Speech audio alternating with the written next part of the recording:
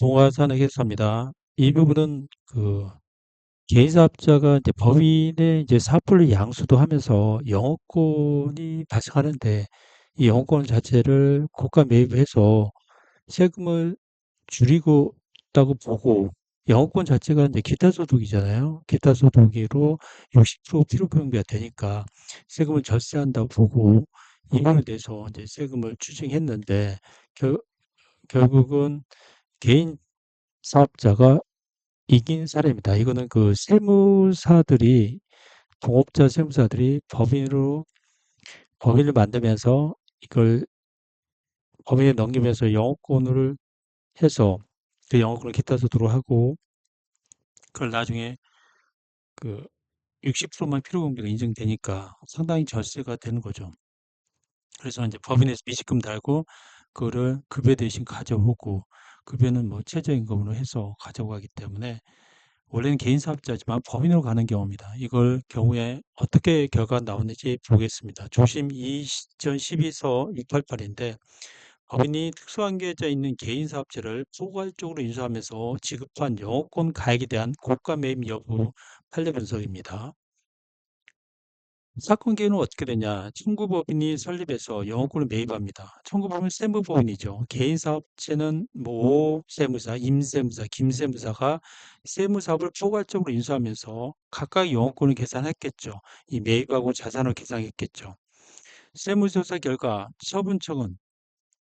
국세청은 청구법인이 영업권을 고가로 매입했다고 판단해서 상대보로 보충 평가 방법으로 개인 사업자 경우도 상대보로 보충 평가를 하겠죠. 시가를 재산정해 보니까 한 5천만 원 정도 나오는데 이 사람들이 2억을 주고 샀다 이렇게 해버리면 이걸 법인세법상 고가 매입에 대한 부당의 계산 부인으로 보고 영업권에 대해서 송금산이 마이너스 요소를 시키고 송금물산이 주주로 보면 배다, 임원으로 보면 상여로 두드린 사례입니다. 이 법인세도 부과하는 거죠. 근데 고가 매입 송금산이 송금물산이 상이나 배당이죠. 그 청구법인의 주장.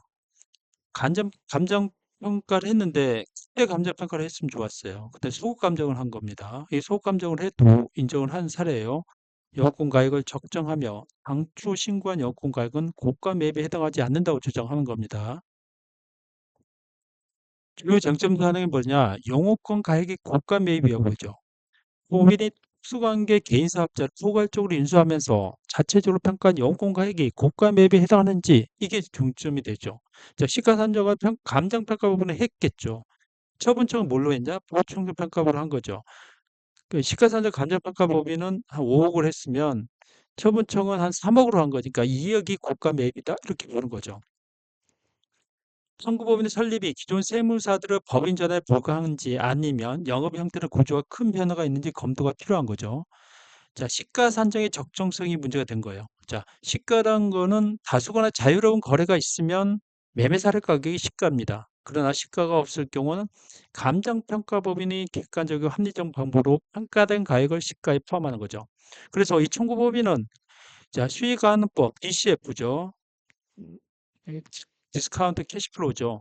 이 감정평가법인 감정평가서를 근거로 객관적 평가 방법으로 했다고 합니다.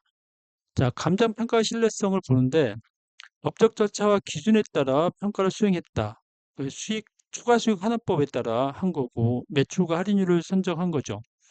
감정평가보면 적용된 할인율은 15%예요. 상지법 기준은 10%인데, 만약 15% 할인한 거는 밸류를 좀 낮게 하는 거죠. 근데 상지법은 10% 하면 더 밸류를 높게 하는 거고. 그래서 이거는 반대로 그 거래청에게 나쁘게 작용한 것 같아요. 자, 소급평가 이 부분은 좀 문제가 있을 것 같아요. 처분청은 소급 감정평가의 신뢰성을 문제 삼았죠. 적법한 절차를 방법으로 이루어진 소급평가는 가세 근거로 효력을 인정받을 수 있다고 한 겁니다. 그래서 할인율의 경우는 국세청에서 이렇게 비상장 평가 대신에 DCF 할 때는 이렇게 정해주는 것 같아요. 할인율을 한 10%로 하라고. 그다음에 그 추정 기간을 5년으로 하고 그다음에 성장률 0이다 이렇게 하고 있습니다. 자, 영업 형태 실질적 변경 여부인데 이 사업 연속증이 있죠. 기존 세무사들이 법인으로 전환되고 거기에 대한 영업권을 받은 거니까 그래서 지금 현재 이렇게 많이 하고 있습니다. 이것 때문에 현재 세무사들이 법인으로 갈 때 영업권으로 해서 절세를 하고 있어요. 이는 영어권이 본질적으로 동일한 형태로 유지되었다고 의미하고 동일한 사업이 법인으로 전환된 경우 영어권의 본질적 가치를 유지한다고 봅니다. 결론 및 판결이 뭐냐? 청구법인의 영어권 평가를 인정하는 거죠. 그래서 소급 감정 평가액도 객관성과 합리성이 결여되지 않으며 이를 인정한다는 거죠. 그래서 이 영어권 매입가액은 고가 매입으로 인정하지 않는다. 네, 개인 사업에서 세무사가 법인을 저립하면 이 실체가 변경되는 걸 인정한 거죠. 그래서 개인과 법인은 하나의 각각의 실체이기 때문에 영어권도 인정하겠다는 논리입니다.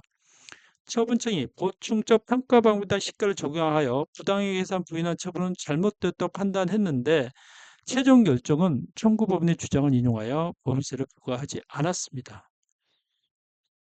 이제 판례의 의미는 뭐냐? 일단 감정평가법인의 평가액을 인정한 겁니다. 보충적 평가액보다.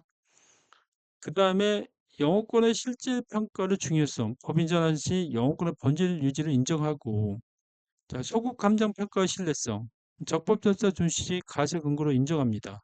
이 판례는 영어권 평가 관련된 법적 해석의 중요한 기준을 제시하며 향후 유사 사례에 판단에 영향을 미칠 것인데 최근에 이게 이제 판례를 되므로써 개인이 법인을 넘어갈 때 영어권을 이렇게 하는 경우가 많습니다. 이거는 현재 이 판례로 통해서 개인 사업자 법인을 넘어갈 때 영어권 평가를 해서 그거를 미지금 잡고 또 어떤 경우는 그거를 출자 전환을 합니다. 이제 세금을 내고 출자 전환을 하는 경우도 있습니다.